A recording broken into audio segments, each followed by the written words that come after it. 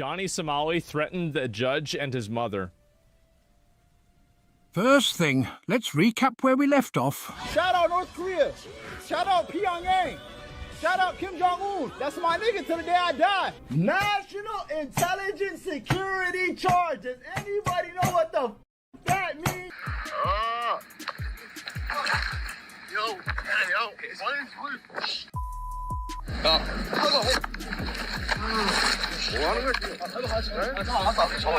Somali say something. Somali say. Say. Culture forms the identity of a people. History is the soul that shapes a nation. It is not just a distant memory, but the lifeblood that nourishes pride, the thread connecting millions across generations. It is so sacred that no one, not even leaders of global superpowers, would dare to show it disrespect. Yet Ramzi Khalid Ismail, also known as Johnny Somali, blatantly trampled on all of those values, not once but time and again, with boundless arrogance and unforgivable audacity. As a Somali person, I would like to apologize to the people of Japan. He is from the ethnic Oromo family of Ethiopia. He has done a lot of hateful and mean things using our name.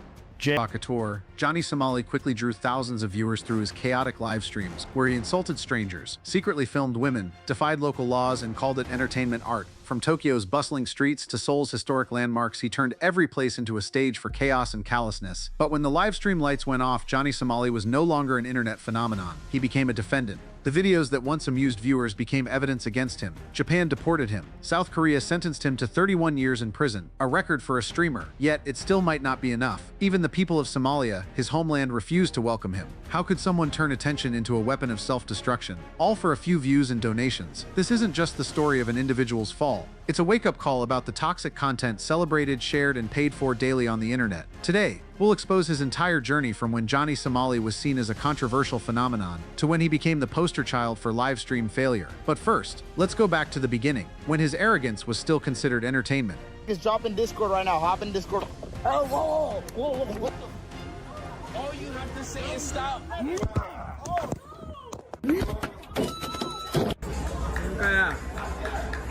Ramadan Abdullah Jr., better known as Johnny Somali, began his live streaming career in 2021 with a provocative IRL style, roaming streets, confronting strangers, and constantly pushing social boundaries with offensive behavior. From videos of picking fights and insulting passers-by to deliberately staging drama to go viral, Johnny quickly gained attention on Twitch, YouTube, and later Kick.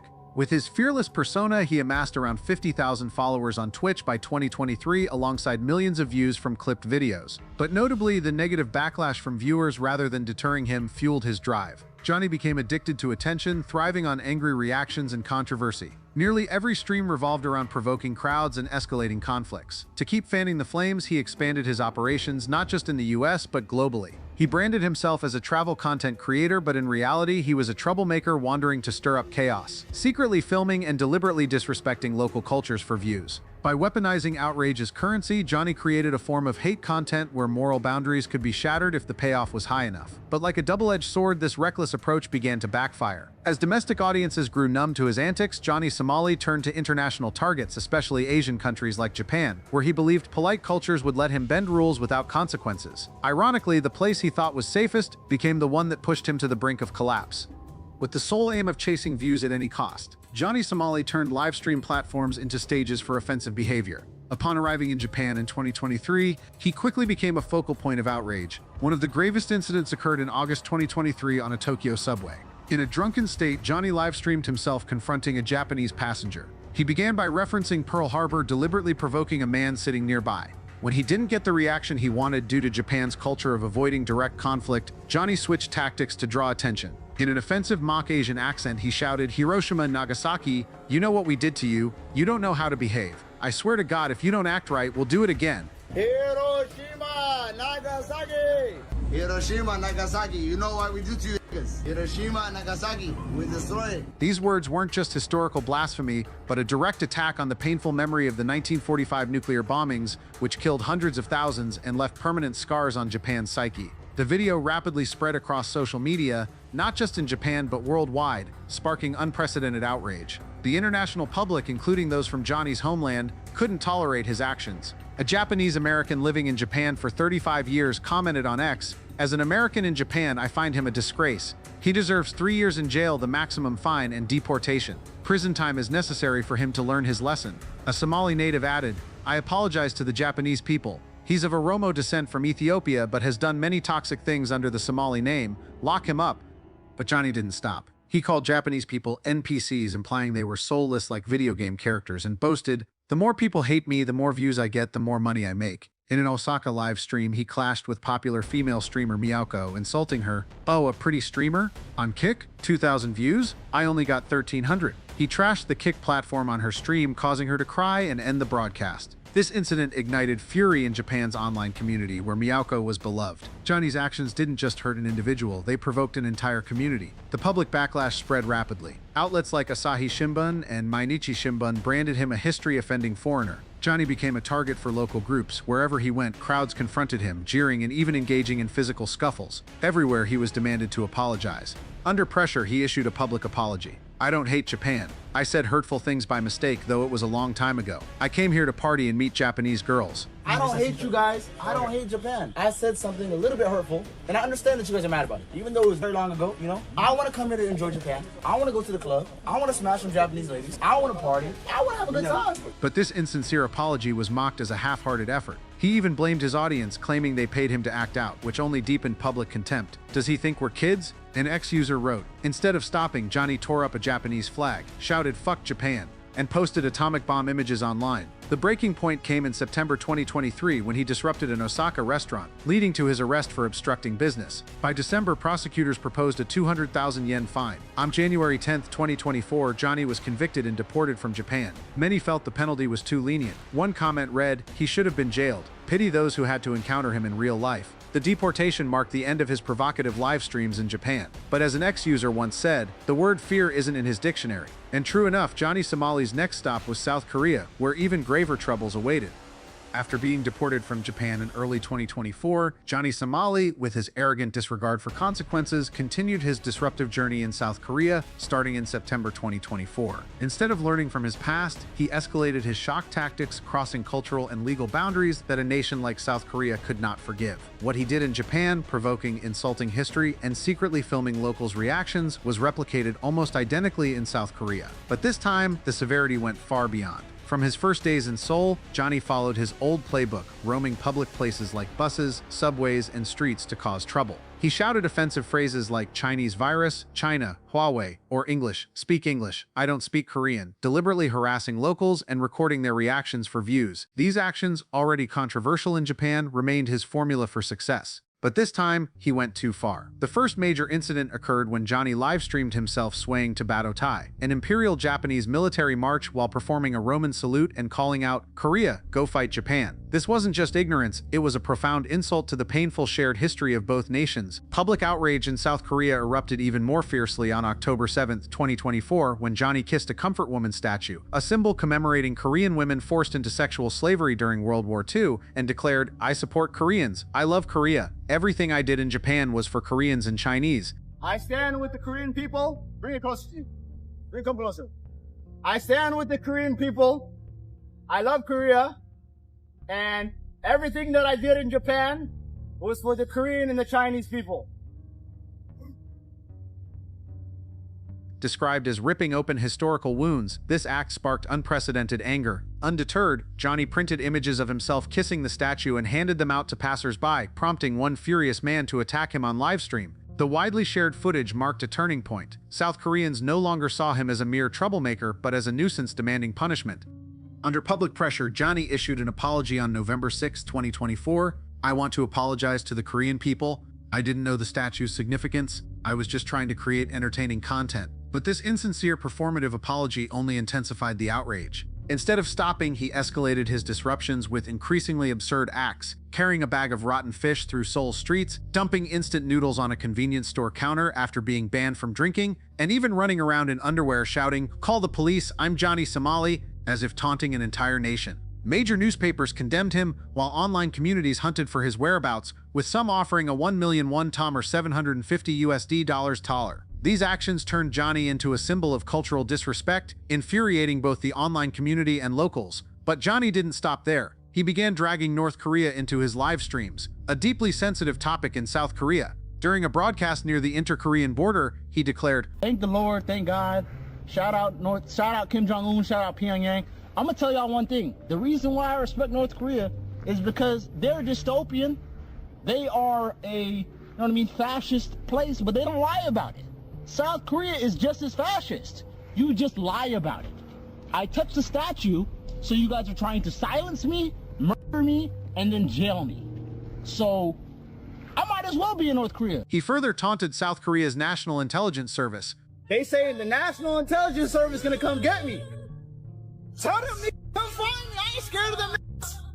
Shout out North Korea. Shout out Pyongyang. Shout out Kim Jong-un. That's my till the day I die.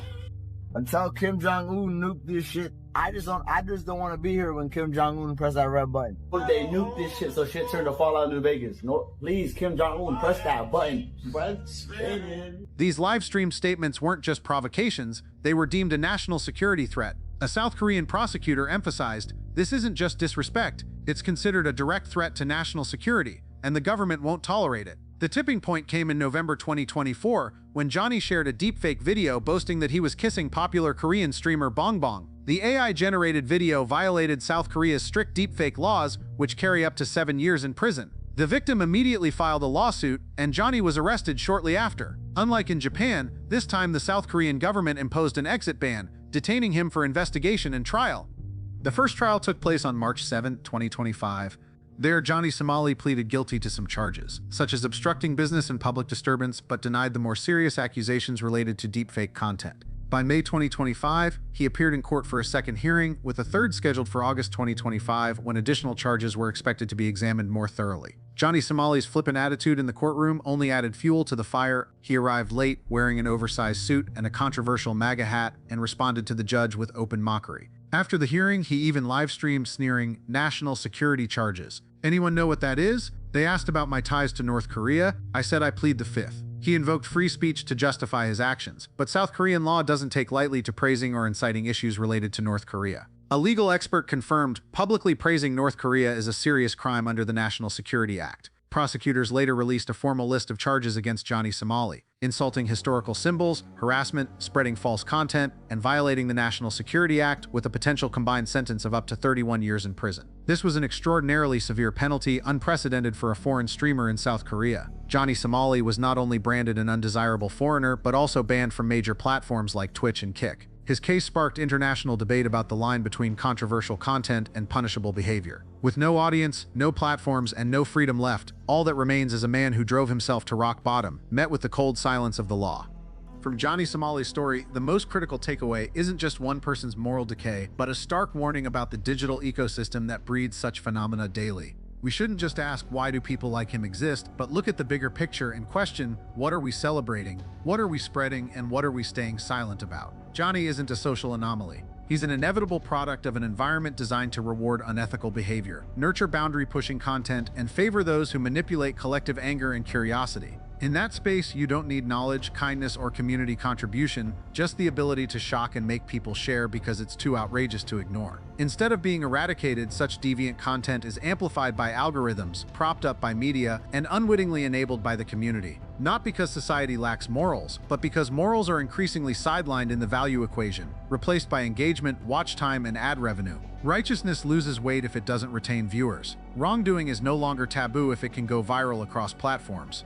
In that world, Johnny Somali isn't a stray. He's a master of the game. We live in an era where fame is no longer a reward for talent or contribution, but for being loud. When society fails to build value-based guardrails, those who strive to do right, act kindly, or build meaningfully are overshadowed by the spotlight on those who break every norm. True talent is drowned out by scandal. Genuine creativity is left behind by sensational stunts. Anything can become content, even harm, offense, or the erosion of human decency. So what's left when it's all over? When the lights go out, platforms ban accounts, and the law steps in. What remains for those who climb to the top by trampling moral boundaries? Nothing but a tainted name and a digital archive they can't erase. The deeper question isn't just for them, but for us, the viewers, sharers, commentators, and laughers who keep the engagement soaring. In a system where virality depends on user behavior, the audience isn't blameless. Every unquestioned view, unconsidered share, or silent scroll normalizes what should be restricted. Let's be clear, none of us are entirely innocent. We may not create the content, but we sustain it. We may not cheer outright, but we don't stop it. That gap between action and silence is where phenomena like Johnny Somali are born, thrive, and spread. Instead of asking why do people like Johnny Somali exist, it's time for the tougher question. Why are so many ready to dismiss decency and idolize those who trample it? This question isn't for one person. It's for the entire system. Families, education, media, tech, and every individual holding a phone daily. Today's youth don't grow up in a vacuum.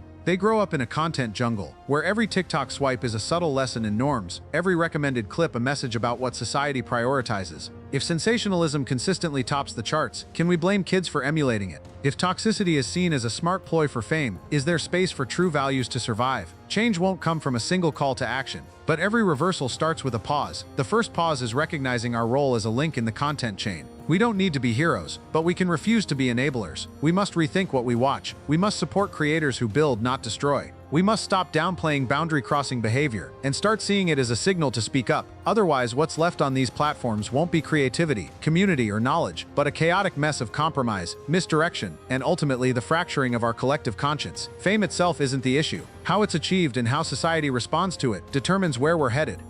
Johnny Somali's story, when examined deeply, is not just the tragedy of an individual trading everything for fleeting fame. It's a shattered mirror reflecting the culture we're collectively shaping and allowing to crack day by day. A culture where value is measured by virality, morality is seen as an obstacle, and fame is completely detached from responsibility. We live in an era where anyone can broadcast, anything can become content, and any behavior, no matter how warped, can be packaged as just entertainment.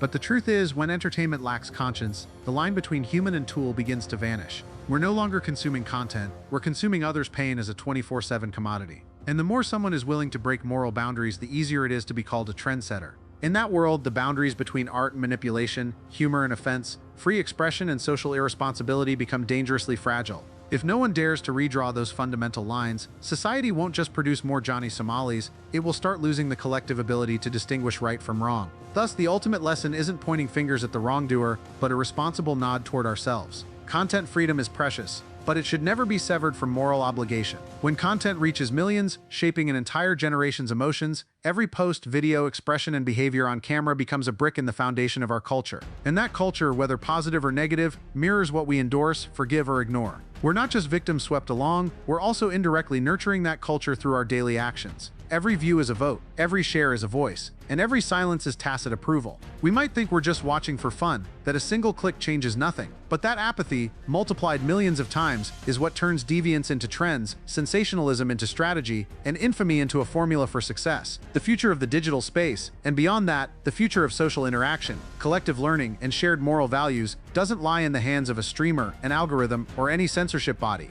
It lies in the small, repeated choices of every user, choosing to watch or not, to share or not, to speak up or stay silent, to question or ignore. No grand slogans are needed. Sometimes it's just scrolling past instead of clicking, quietly unfollowing instead of sharing for fun, refusing to laugh with the crowd at someone else's pain.